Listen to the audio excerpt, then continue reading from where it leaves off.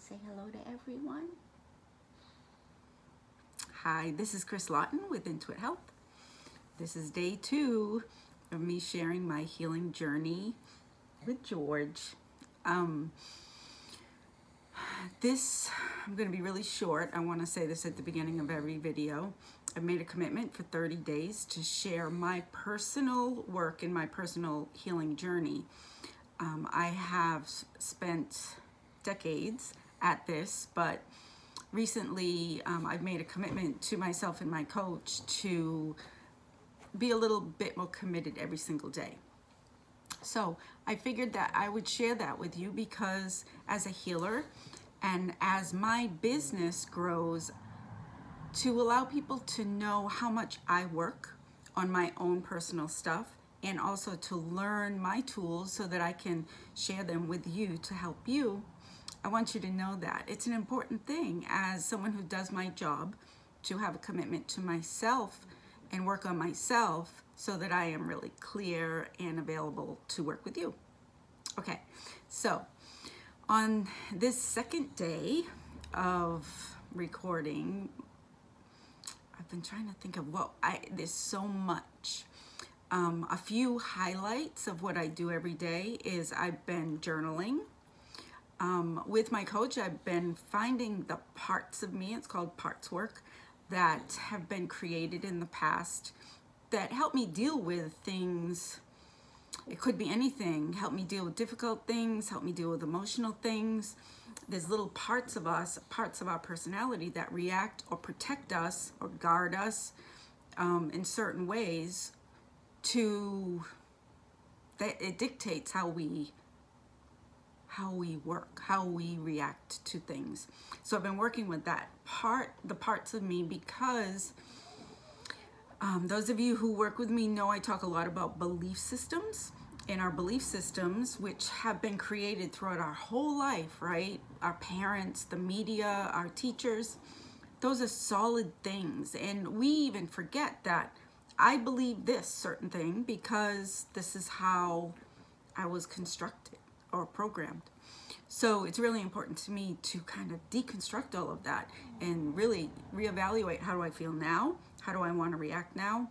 And why do I react this certain way?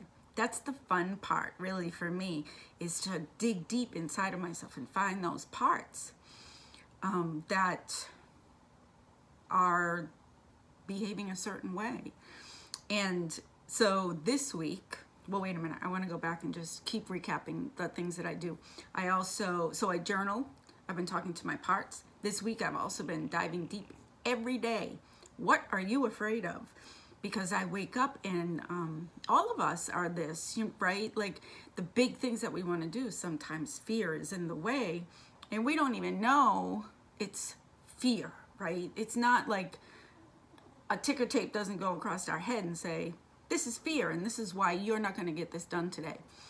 It's our reactions within ourselves and our distractions that we put up. Literally, yesterday, I sat down and I said to myself, I'm going to be mad on purpose. So I typed that down. I'm going to be mad on purpose. So I was planning on sitting down and thinking, okay, what am I mad about? Because the day before, I was raging mad. So the next thing I know, I have my phone in my hand. Several minutes have gone by. I had completely blacked out. I don't even know what happened. I went to go type what I was mad about. I must have picked my phone up and just started scrolling. So that's a defense mechanism because I'm not comfortable with really allowing my anger to come out. So I blanked out. And this is a really common thing. It's a forgetting what direction you're going in because we don't want to go there because there's something within us that perceives it as danger. So I've been confronting my fear every day. And then I've been working also with my energy and breathing to clear all the stuff that I've been bringing up, to clear it away so that I'm not dragging it around with me all day long. So that's just a few things. And I love to dream. I have taught myself to allow my dreams to give me clues and tips of how to deal with something or what's going on. And I'm actually trying, this happens spontaneously for me sometimes, but I'm working on, I have one client that we're having a little, I'm having trouble really figuring something out. Even intuitively, I can't get a definitive answer. So I'm kind of using this person as a guinea pig in my dreams. So every night I'm going to bed, I'm asking to dream, what's the problem and what's the solution? So that's something else I'm working on. It's a lot to tell you, a lot to share. So I wanted to tell you tidbits about little pieces that I've worked on. As far as these parts of me, parts of my personality, one of the parts that I found this week when working with my coach is when I was a child, I danced mostly ballet for years. And it was a very committed thing, 5 or 6 days a week, several hours a day. In my mind, in my memory, there was many times I wanted to quit. My mom wouldn't let me. So there's a little bit of, there's gratitude and there's resentment, because what would my life had looked like if I didn't do that every day for 10 years? And on the other end, I have many things, an understanding of my body, how it works. It really helps me teach yoga because it helps me be so connected with my body. I can express what I want my students to do.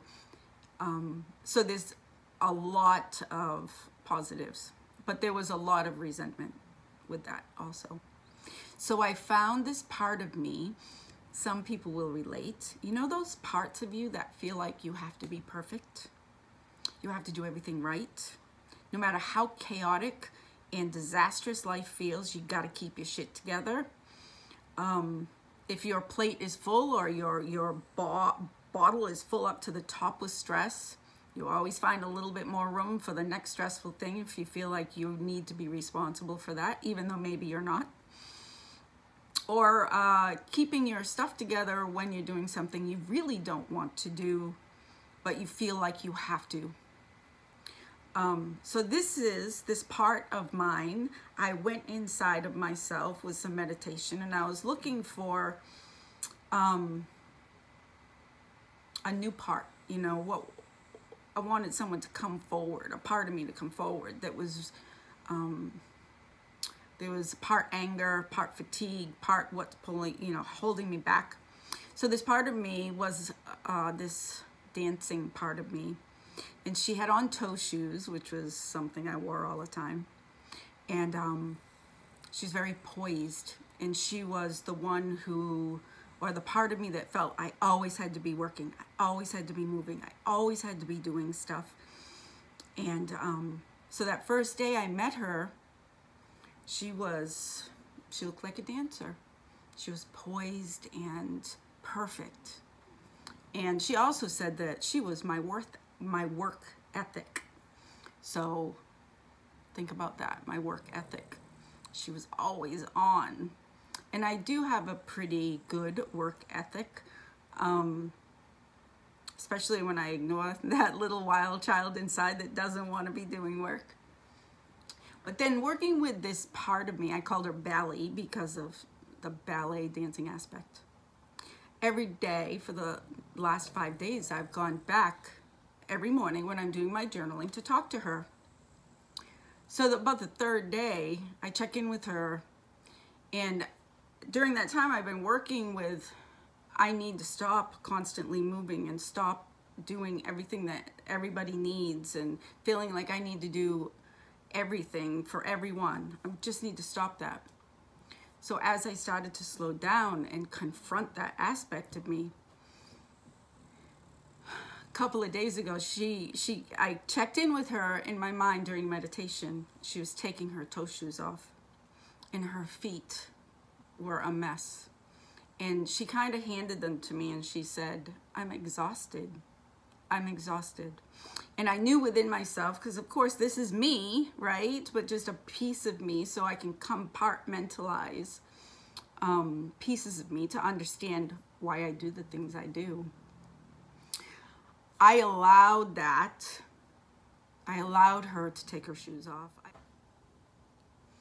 I allowed her to put her shoes down, and I embraced her, and I thanked her for propping me up and holding me up, for all the things that she did to keep me going. And during that period of time, I kind of reflected back, like, where did you come from? Where did this all start? And it was so funny. A memory popped into my mind, and it was when I was like 7 years old. I had a solo gymnastics thing. I remember I had fuzzy ears on, and I forgot my routine. So up on stage, all I did was cartwheels. For like 3 minutes, all I did was cartwheels. And I didn't really have a memory of the emotion, but what she was showing me is I kind of checked out, I think, at the time, because I was petrified, and she took over for me. And then as my years of dancing went on, and I was there not really doing what I wanted to be doing, but I was good at it, she just kind of took over. So, anyways, I kind of took her to the beach with her crumpled up feet and her exhausted self, and now I've been checking in on her every day, and she's kind of relaxing on the beach, not knowing what to do with herself. But letting go of that aspect of me, that day, I was so angry, and I didn't know why. Like, it wasn't anything, and nothing happened, but it was all old stuff, so much anger. So that's one little tidbit of how I do my work. So this is allowing me, how does that help me? It is allowing me to be present. I have been physically or energetically pulling myself down into myself, putting my feet on the ground. I'm sensitive to energy, so I can feel the shift in me. I'm doing it all the time. And those of you who understand that, it can really suck, right? Because we check out all the time when we're with people we don't want to be with, when we're doing things we don't want to be doing, especially if that's a majority of our life. You check out. So all of a sudden, when you start to really be within yourself and really feel what it feels like to be in your body all the time, it can be disorienting, emotion producing. So that's what that's what I'm working on. And my whole goal, besides just to have I have this drive to do this, I want to be the best that I can be in the clearest channel that I can be for my clients, because my goal with what I'm doing is to really allow my clients to be seen, to be offered so many different techniques and support to be able to keep themselves healthy at home, for me to be able to do my intuitive work and see so clearly within whomever I'm working on that the clarity of my answers easily produces the information that they need to find health and peace in their life. So my personal work is, I like doing it, even though it's scary and humbling sometimes. So there was 2 other things. I'm making this longer than I expected, but there was 2 other things. Let me turn my computer on and find my glasses. If you're still listening, I appreciate you. I found this old journal of mine, and one of the things I found in it is I had written, because of course I'm this whole thing, this business, right? I want to build my business, and for those of you who don't know, I was let go of a family that I took care of for 10 years as a nurse. I took care of their handicapped child. It's not real clear why they let me go, But on the other hand, I really think that it was just time for me to go and do this. So one of the things that I heard in my meditation, this was years ago, is those of you who are working on following their dream, doing what you want to do every day, and you're a little nervous about money, I wrote, you don't need to focus on making money. Focus on knowing the universe will support me doing something I love. So it's so important, if you find that thing that you love so much and you work on it every single day, or at least keep your intention when you are taking your day off, it can't fail. It just can't fail. And that's what I'm telling myself also. And the last thing I want to say is, yesterday I was doing a meditation, and when I'm working with energy, it's a cool place to be sometimes. And I was laying there increasing, I was working with my chakras and increasing the healthy energy within my body, kind of pushing out the energy that didn't need to be there, all that anger.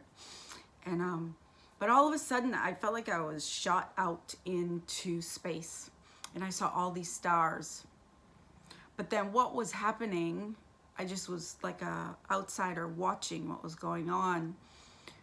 All of a sudden it was like I broke apart and I was all these bits of stars. And what I heard in my head is a very healthy healing meditation to do, is to imagine that, but the stars are your cells.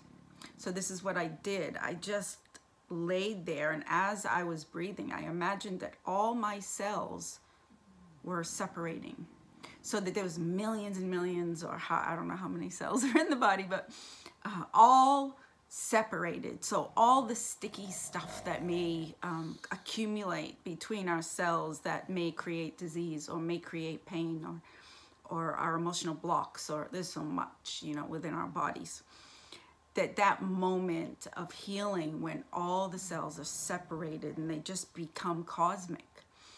And imagine that, like, our brains are so powerful, they can create, especially in our imagination, anything. And it does, if it resonates, it does create change within our body. So this is a practice that I'm going to practice every day, is just being out there in the stars and just imagining that all of my cells are breaking apart just for a moment, so they're all separated and have this like cosmic bath. So if you want to try that, I would try it. And if you do, let me know how it goes. So I think I took up enough time today. I hope that some of what I said maybe is helpful, or at least interesting. So I guess that's it. George has been a good boy, just hanging out, sleeping. He's been doing really well. His only real drawback with his blindness is he's still angry at his brother for doing that to him. So we have to keep him separated, because he just wants to put himself right back in the same situation, basically, to get hurt again if he, you know, strikes up a fight with his brother who's 100 pounds. Not really his brother, but, you know, they live together. So, but other than that, he's doing really well. He certainly gets a lot of attention now. All right. Well, thanks for listening. Tomorrow will be day 3. I guess that's it. This is Chris Lawton with Intuit Health, and I can't wait to see you again. I love you all. Bye.